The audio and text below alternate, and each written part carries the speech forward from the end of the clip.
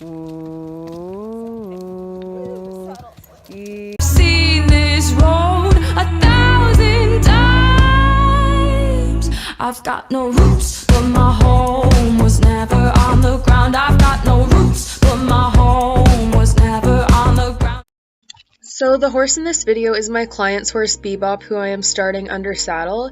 Prior to this session getting her started, we did a lot of groundwork, and my client did an amazing job preparing her with proper groundwork, and then I did an additional 2 groundwork sessions just to make sure she was ready.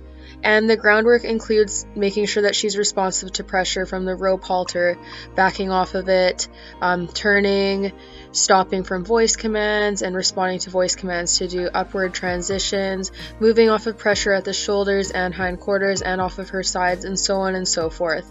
I won't get on a horse blindly, and I always make sure that they're going to respond to aids that are useful for when teaching them to carry a rider, because already putting a human on them does put them in an unnatural position, because having a person on their back makes them vulnerable since predators would attack from the top.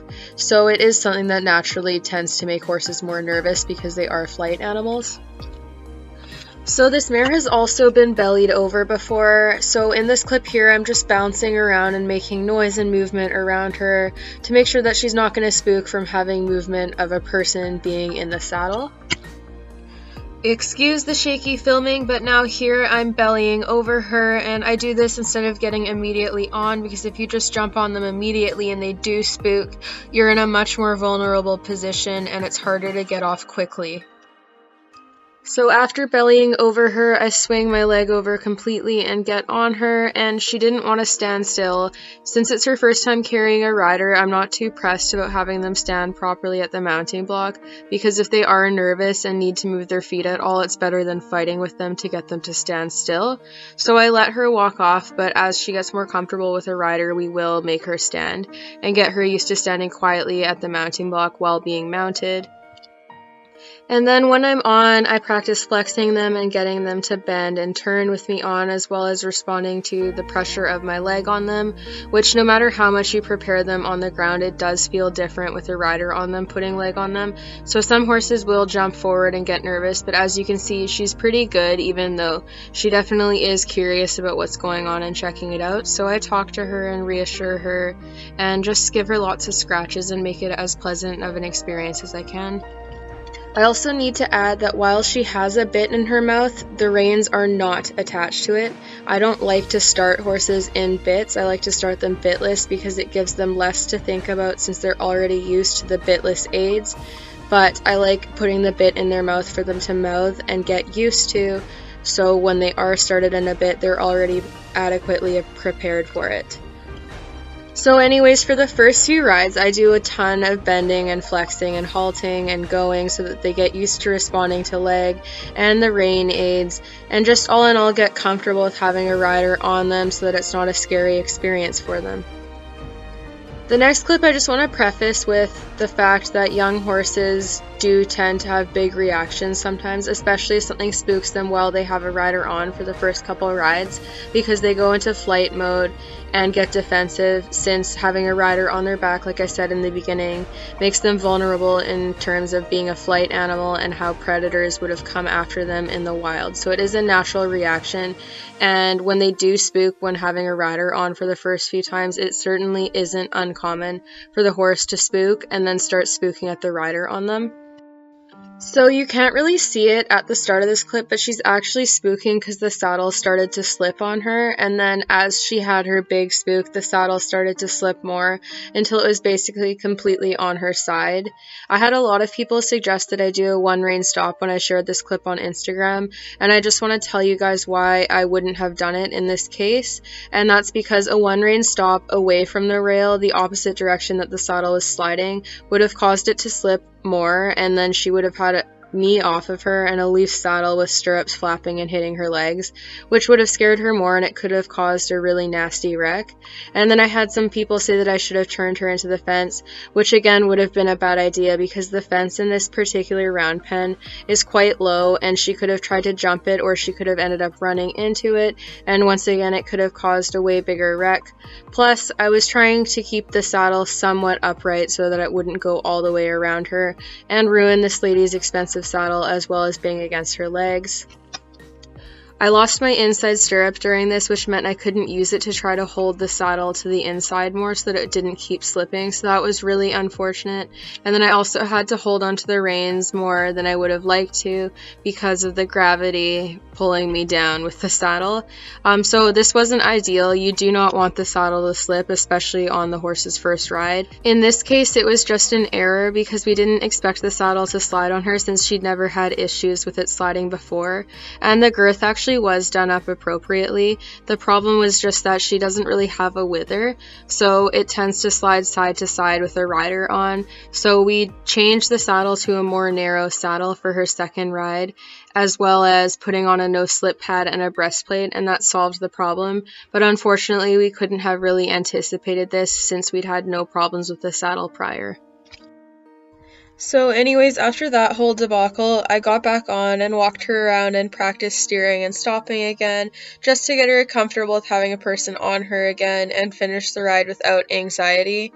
For this ride, I didn't try trotting because of the saddle slipping and that whole issue, so I didn't want to push it too much. But normally, if the horse is being good, I would trot them on the first ride.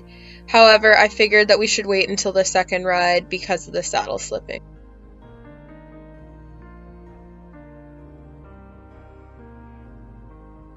So yeah, other than the saddle slipping, that ride was pretty uneventful and probably kind of boring for you guys to watch, but that's kind of how I like the rides to go when you're getting a horse going, because if there's too much excitement, then there's probably a lot of things going wrong.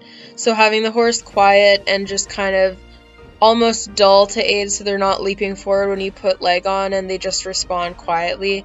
That's what you want, which is what this mare did. She wasn't shy to leg. She wasn't really spooking at me on her until the saddle started to slip. And honestly, if the same thing were to happen to Milo, who has been broke for like 3 years now, he would probably have dropped me because he would have started bronching and wouldn't have handled it as quietly as she did and stopped as quickly as she did.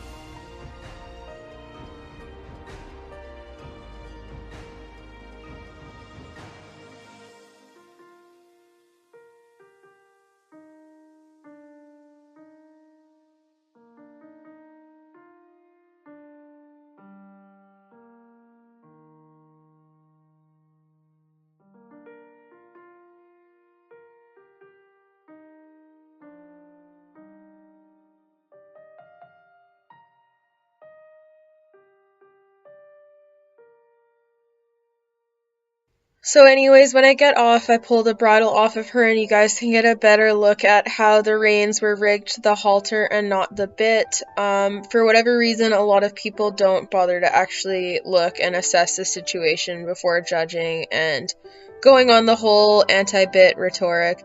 But yeah, so I started her in a rope halter. I find that this works really well for the vast majority of horses, and honestly, I prefer to start them without a bit because the aids are less precise, which is perfect because young horses who are learning don't have any precision, really. So if you do too much and are expecting too much of them and add way more for them to think about, you have more of a likelihood of it going poorly. The second ride, a lot of these clips are filmed farther away, so it's harder to get as good of a look at it, but When I'm starting horses, I do prefer not to have people standing super close to the rail because it gives the horse more to look at and take their attention off of. And also keeping in mind the spook during the last ride, it was best not to have someone in the middle with me, in my opinion. So I hope you guys can still get a good idea of how the ride went and don't complain too much about that. So for this ride, we've added a breastplate, and there's also a no-slip pad underneath of the saddle pad, and I brought an old Steuben that I bought for 50 bucks. That's a little bit more narrow, and it's also an older saddle, so if it did get completely destroyed from a horse freaking out, I wouldn't care. So we switched the saddle, we added a breastplate and a no-slip pad, so the saddle didn't slip at all this time, and we addressed the situation. And once again here, I'm riding her in a rope halter with the reins attached to the rope halter and a bridle on over top so that she can just get used to having a bit in her mouth. And I start off my ride much the same with practicing halting, turning, moving off of leg, and asking her to move out a bit more at the walk and then come back again, just to make sure she's responsive to these basic aids that will help her get started trotting, as well as halting or walking again and coming down from the trot. And also help with turning and bending, because these are also very important and very basic things that you just need for basic control when you're riding. So here I would send her forward off of my leg to get a few steps of trot, and then I let her naturally come back down to walk when she wanted to, so that we were really only taking a couple steps of trot at first. And this was just in case she did shoot forward and squirt forward again like she did on the first ride. I got her to come back down sooner so it didn't give her a chance to ramp up and start spooking at all if she was going to. But she didn't show any indication of that, so it was just kind of a test to see how she handled going forward and still having a rider on her, just in case she did go into flight mode and start spooking at having someone on top of her. It certainly isn't uncommon for young horses to do this when they're just learning, because when you add a little bit more speed to things, they can have a sudden moment of panic that turns into a bigger one, and there's really no way to get them used to moving forward with a person on them without physically having a person on them, unless you buy a dummy or something of sorts to put on them, and honestly that's more trouble than it's worth. You might notice that she does toss her head a bit in the rope halter when I'm adding some aids, and this is just probably because the angle of said aids is slightly different than it would be when you're practicing them from the ground since you're higher up. And even with ground driving and stuff, you can't really get the exact correct angle unless you drop your hands significantly, and even still your elbow is higher than it would be when you're on the ground practicing ground driving and long lining. So she's just responding to what I'm asking her kind of differently and giving a bit of a jump with her head in responding to that, because the pressure on the nose is still a bit of a sensitive area, so you can get a response as horses start to get used to it and figure it out.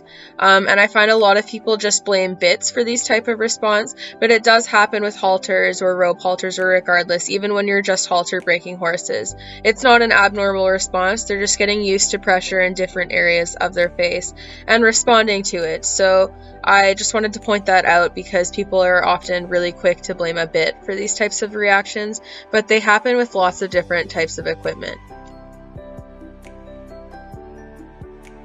So anyways, after repeating doing a few steps of trot and then bringing her down, I decided to send her forward to trot for a longer period of time. And it's also important to note that she's a lot more comfortable and stable going to the left than she is going to the right. This is her good direction, which is why I started out with the trot this direction. And this is also the direction that she didn't have that big spook in the first time. She spooked going to the right. So I started in this direction because she's more comfortable, and I wanted the first trot to be the most positive experience that it could be. And then after getting a good trot going to the left, I swapped directions.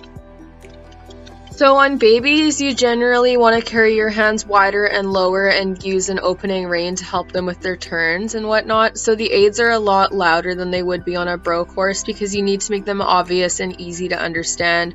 And most of the babies will need an opening rein to really start to figure out bending and whatnot. So that's why my hands are different and a lot wider. It helps the horses get the cues a lot easier, and everything isn't going to look as good as it would on a broke horse because the whole point in teaching horses to be responsive to aids is so that your aids can be a lot more silent than they would be when you're initially teaching them. So when you're teaching something, you make it louder and more obvious so that the animal can pick up on it. And then as they get good at it, you can make it more silent. So going to the right, I do the same thing with asking for a few steps of trot and then bringing her back down. And I stay sitting for this direction because she is definitely more cautious and nervous this direction. And having me higher above her when posting and having more movement in the saddle might have spooked her more. So I wanted to be really cautious this direction because I needed it to be a good experience in light of what happened the last time going to this direction for her first ride.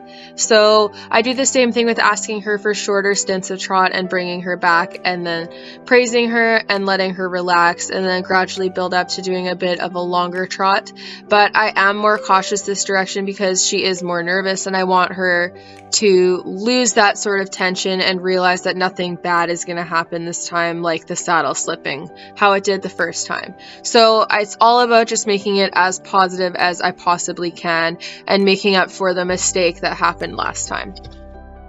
So as she gets more comfortable and I get her going forward at a more consistent pace, I do start posting, and you'll notice that there's times where she kind of comes back and almost wants to walk, and then I have to ask with more leg and get her going forward again. This is super common with babies. They're not really consistent in their paces because they're still figuring everything out, and that's totally okay. So whenever she did that, I would just add a bit of leg if I wanted her to keep going, or if I was asking her to come back down, I'd make it more clear by using my seat and some rein aids to bring her back down to a walk. So consistency is something that is built over a period of time, and by the second ride I would not expect a ton of consistency.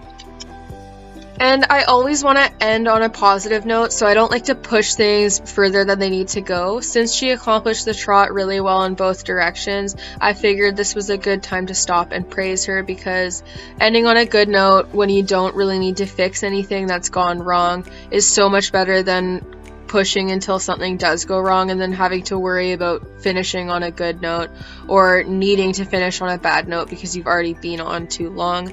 So I'm really happy with how this went. I hope you guys enjoyed watching this, and I'm sorry for the short and fast explanations. It's hard to talk at the same pace as all of this is going, but I hope you guys enjoyed it. Let me know what you think.